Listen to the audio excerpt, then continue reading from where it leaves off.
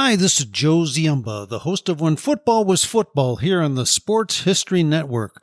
Aside from my podcasting duties, I'm also a sports collector. And as such, I'm very pleased to share the exciting news that the Sports History Network has partnered with Rochester Sports Autographs, the largest JSA authenticated autograph distributor in the United States, where you can get deals on over 30,000 autograph sports collectibles. So as a collector, I was very pleased when I visited the site of Rochester Sports Autographs. The massive inventory is easy to search, carefully documented, and visually appealing. The options seem limitless, whether you're looking for an autographed baseball, signed football helmets, or basketball jerseys, among thousands of others. I found everything from a Babe Ruth autograph, a signed football by Dick Butkus, and an autographed Larry Bird basketball jersey. And as a collector, you'll be delighted with the very competitive pricing on JSA authenticated products. Made possible since RSA deals directly with athletes, so there's no extra markup, and the savings are passed on directly to the customer. Perhaps you're looking for an early gift for Mother's Day or Father's Day. Heck, who needs a holiday as an excuse to give a piece of sports history to your loved ones? Or how about yourself? Today seems like a great day to add to your own sports collection, right? RSA even has film, music, and other entertainment autographs on the site, so there's something for everyone. All orders from Rochester Sports Autographs are top quality and shipped to your door with top authentication and a money-back guarantee. And to make sure RSA knows that the Sports History Network sent you, we created a special link for you. All you need to do is head to shoprsa.com/SHN. That's shoprsa.com/SHN to get your own piece of sports history today.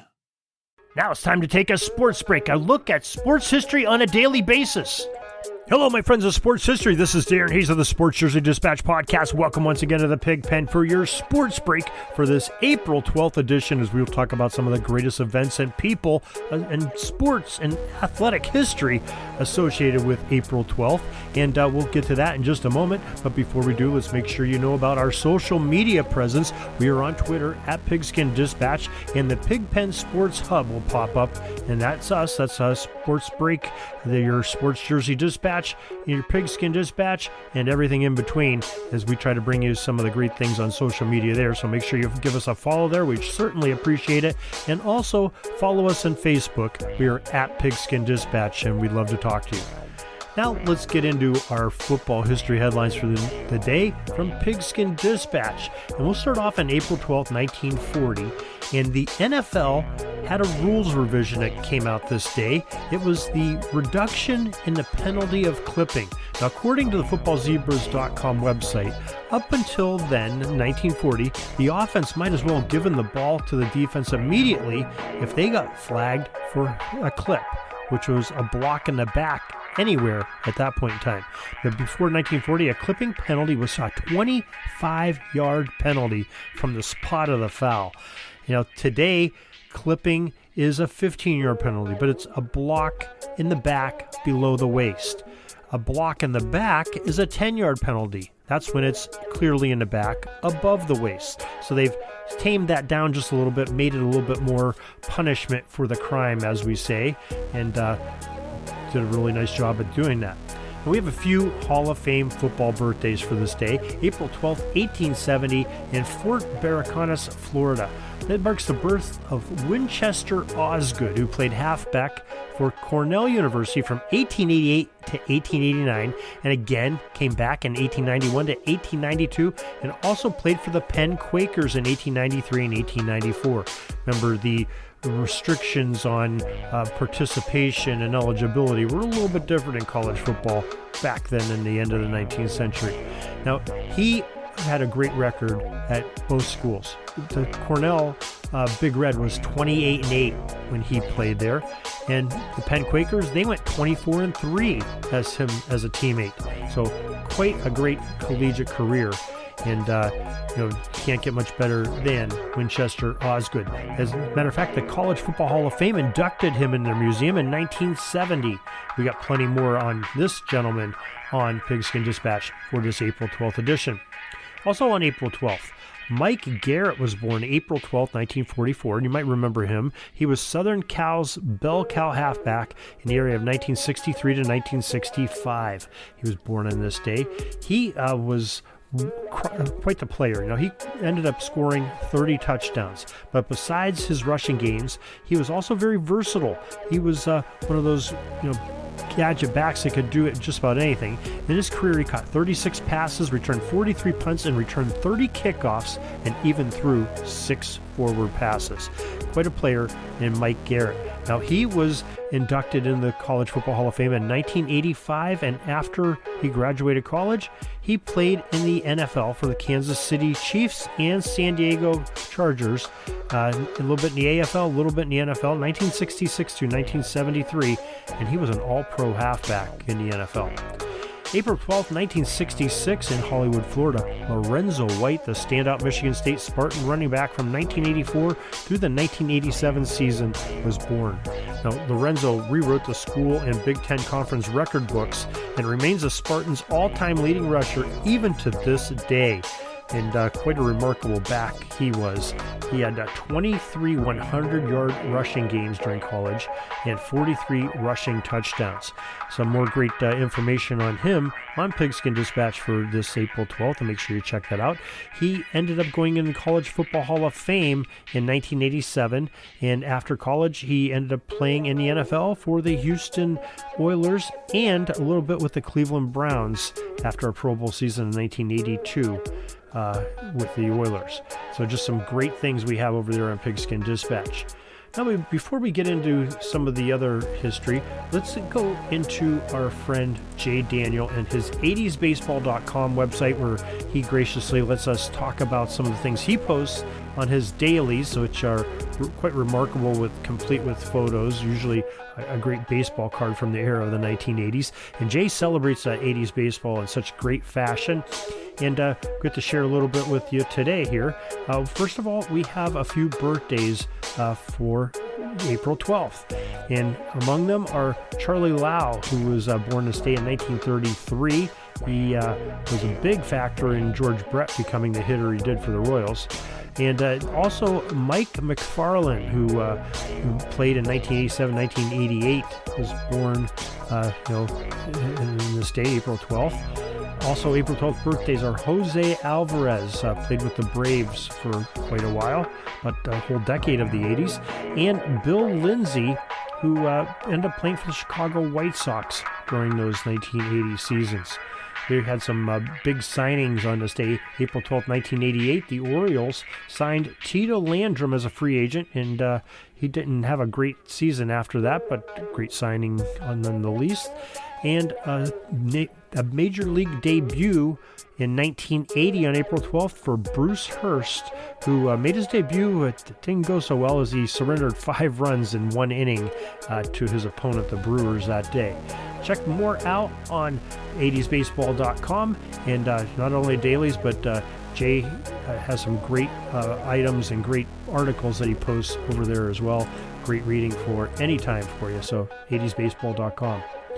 Now let's go to our website, jerseydispatch.com, and we have posted some excellent things with jersey numbers, and borrowed some from some other inspirational websites, which we'll get to in a second. But April 12th, 1909, the city of Philadelphia's Shibe Park, later known as Connie Mack Stadium, had its very first Major League Baseball game played this day. Hometown Philadelphia Athletics claimed an 8-1 victory against the Boston Red Sox to open up the ballpark venue in quite style.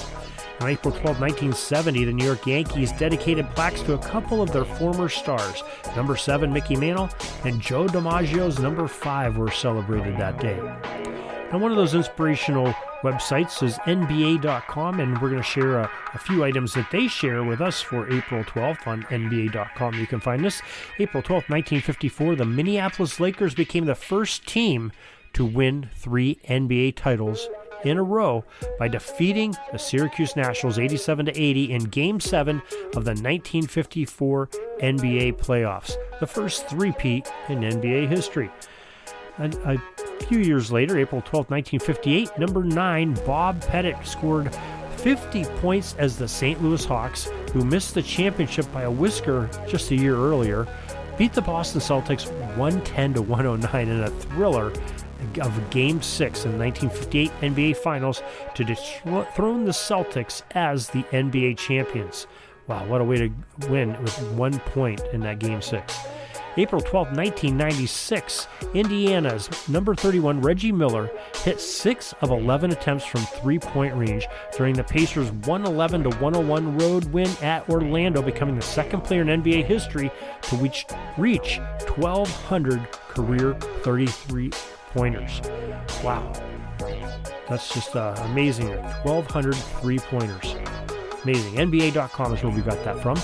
Another website where we like to look at and get some great information and some inspiration is Vintage Hockey Jerseys website. VintageHockeyJerseys.com is the name of the website. Make sure you check them out. April 12th, 1938.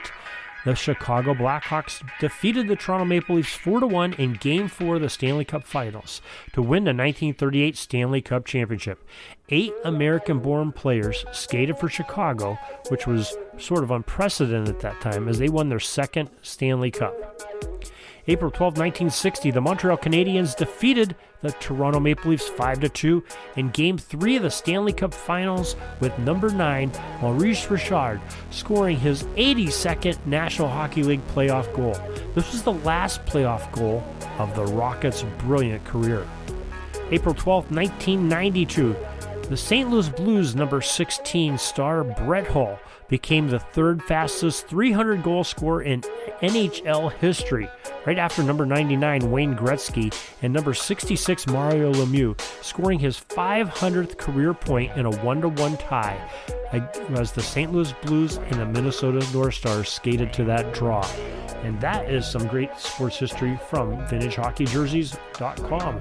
Make sure you check them out, and NBA.com, as well as Jay Daniels for some of those great items that they shared with us today. And thank you for joining us and sharing a little bit of sports history. Hope it brought back some fond memories. Maybe you learned something about a player or an era. It's something you can talk about later with family and friends. And make sure you let them know that you got it on Jersey Dispatch Podcast, as we sure love to have more listeners and viewers at JerseyDispatch.com. Until next time, everybody, have a great sports history day. This penalty kill is almost over. I got to get back out on the ice. But thanks again for joining us for another great edition of Sports Jersey Dispatch Podcast. We'll see you tomorrow. We invite you to check out our websites, JerseyDispatch.com and PigskinDispatch.com. Not only see the daily sports history, but to experience the preservation of great events and people that play the games. Find us on Pigskin Dispatch. It's also on social media outlets of Facebook, Twitter, Instagram, and don't forget the Pigskin Dispatch YouTube channel. Get all your daily sports history. Pigskin Dispatch is happy to be associated with the Sports History Network, the sports headquarters of yesteryear, found at SportsHistoryNetwork.com. This podcast is part of the Sports History Network, your headquarters for the yesteryear of your favorite sport.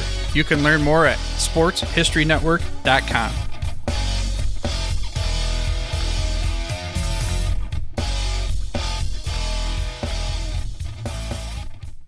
Hi, this is Joe Ziemba, the host of When Football Was Football, here on the Sports History Network.